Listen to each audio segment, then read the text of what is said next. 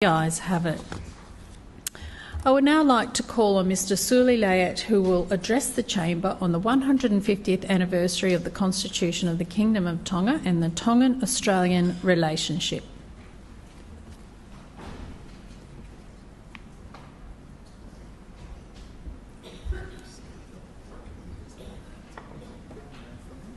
Welcome, Mr Layet. Please proceed when you're ready. Madam Chair, Lord Mayor and Councillors, malo lele and warm Pacific greetings. My name is Lave ʻIloa, also known as Pastor Suli Layet, and I serve as the Public Officer of the Brisbane Tongan community and the Chief Attendant in Australia to His Majesty King Tupou VI of the Kingdom of Tonga. It is a privilege and an honour to stand in this chamber today. I first acknowledge Almighty God in our midst and the traditional custodians of the land on which we gather, paying respect to their elders past, present and emerging. Kaumea ofi, meaning close friends, is a Tongan phrase that captures the warmth and shared values that have long connected Brisbane and the Kingdom of Tonga. This relationship stretches back more than 200 years. In 1853, during the period when Brisbane formed part of the colony of New South Wales, His late Majesty King Siaus Tupou I visited this colony. Returning home at a time of intense colonial expansion across the Pacific, he safeguarded Tonga's sovereignty by establishing the Tongan Constitution of 1875, drawing on the constitutions of the Kingdom of Hawaii and the colony of New South Wales and adapting them for the people of Tonga. Through God's grace, the wisdom of Tonga's monarchs and the strength of that constitution, Tonga became and remains the only Indigenous Pacific kingdom never colonised by a foreign power. On the 4th of November 2025, Tongans worldwide celebrated the 150th anniversary of this remarkable document, older even than Australia's constitution. To mark the occasion in Brisbane, Lord Mayor Adrian Schrinner and Councillor Vicky Howard generously hosted the Royal Tonga Police Brass Band in King George Square for a celebration of music and culture.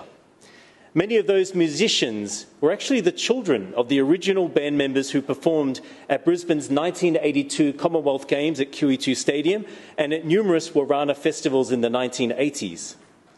Brisbane's connection to the Tongan royal family is strong.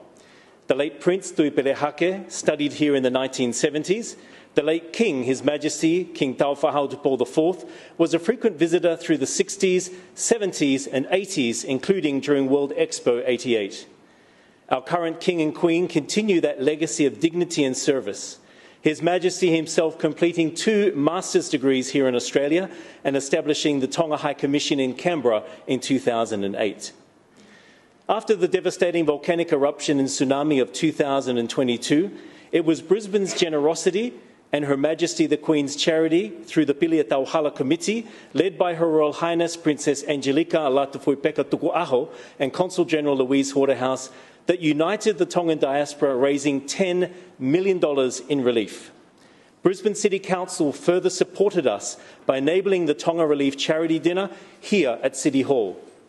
7 shipping containers of supplies departed the Port of Brisbane to help families rebuild in Ha'apai and Tongatapu. For a nation of just 100,000 people, Tonga punches far above its weight, powered by its greatest strength, its diaspora.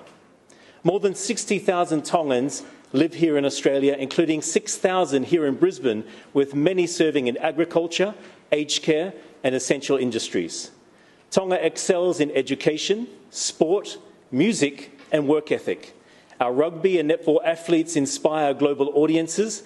Our choirs and brass bands are treasured across Tonga and Brisbane, and our seasonal workers have supported Queensland communities with dedication and heart. Some years ago at Expo 2020 in Dubai, Brisbane's bid for the 2032 Olympic Games was described to me by the AOC CEO Matt Carroll as not only an Olympic Games, but potentially a Pacific Games. This may be an opportune moment for Brisbane to consider a sister city relationship with a Pacific nation, perhaps even our capital, Nuku'alofa, the heart of the Friendly Islands. I wish to acknowledge Councillor Kim Marks for her steadfast support of the Brisbane Tongan community and Pacifica TV and radio over many years. Before closing, I highlight a new book by our Consul General Louise Waterhouse, Driving Three Kings, which was launched here in Brisbane on Saturday at Viola Cafe in Tarragindi. It tells the story of a Pacific kingdom that never lost its sovereignty, of leaders who bridged tradition and modernity, and of a diaspora that grew from just a few families here in Brisbane to a vibrant community across Australia. All proceeds from the book support Her Majesty the Queen's charity for the people of Tonga. Thank you, Brisbane City Council and the people of Brisbane, for embracing and celebrating the 150th anniversary of the Tongan Constitution, a story interwoven with the story of Brisbane itself. From the Brisbane Tongan community, we wish Council a Merry Christmas and a Happy New Year in 2026. Malo aupito and tua whātu. May God bless you all. Thank you. Thank you, Ms. Lave. I'll now call upon Councillor Howard to respond. Oh, well, thank you, Madam Chair, and it gives me a great deal of pleasure to thank you, Lave, ʻIloa, ola, for your gracious words and for joining us today. It's an absolute privilege to have you in the chamber and to reflect on the incredible celebration that we shared with our Tongan community outside City Hall on the 25th of October. I'd also like to acknowledge the very special guests that are in the gallery that are with you here today. Auntie Hola, your beautiful wife Toa, your daughter Susanna, and your son Makoni. Hello everyone up there. It is an honour to have you all with us today, and for the benefit of the chamber you will notice that Lave and Auntie Hola are wearing very special medals, and these are coronation medals that were awarded to Lave and Auntie Hola when their Majesties visited Australia earlier this year to recognise their service through the Brisbane Tongan community and the incredible relief efforts following the devastating tsunami in 2022. And so on behalf of Brisbane, congratulations Lave and Auntie Hola. So Brisbane shares a special relationship with Tonga, a bond built on respect, friendship and shared values. And that connection was made even stronger in 2022 when His Majesty the King appointed you as the Chief Attendant in Australia. This was truly an historic moment, not only for Brisbane but for Australia. It's the first time an Australian has ever been given this role and the first time a royal carver ceremony has ever been held in Australia, and it happened right here in Brisbane. It was a moment of cultural pride, not just for Tonga but for our entire city. Lave, I have learned that not only your title but your name, Lave ʻIloa ola, carries deep meaning, and because I know you are too humble to explain it yourself, I would like to explain it for the benefit of the chamber because it is really quite special.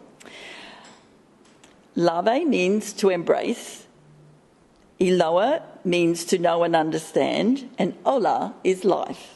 And it reflects that you are entrusted with the wisdom, respect and responsibility to speak on behalf of His Majesty and to uphold the dignity of the Tongan community, a role steeped in tradition and respect.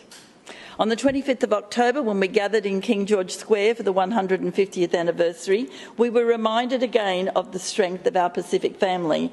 Seeing the Royal Tongan Police Brass Band perform, hearing the voices of community leaders and feeling the spirit of Tonga in the heart of Brisbane was unforgettable. And we've mentioned it here in the chamber earlier because it was such a joyous occasion. It was a celebration of resilience, unity and the enduring strength of Tongan culture. And for Brisbane to host this milestone in King George Square was an honour we will never forget. So to our Tongan community, thank you. Your heritage, your generosity and your sense of unity enrich our city every single day. We are committed to continuing this partnership, to celebrating your culture and to ensuring Brisbane remains a city where every culture is respected and embraced. Thank you. Thank you, Councillor Howard, and thank you, Mr. Layett, for coming in today. Thank you.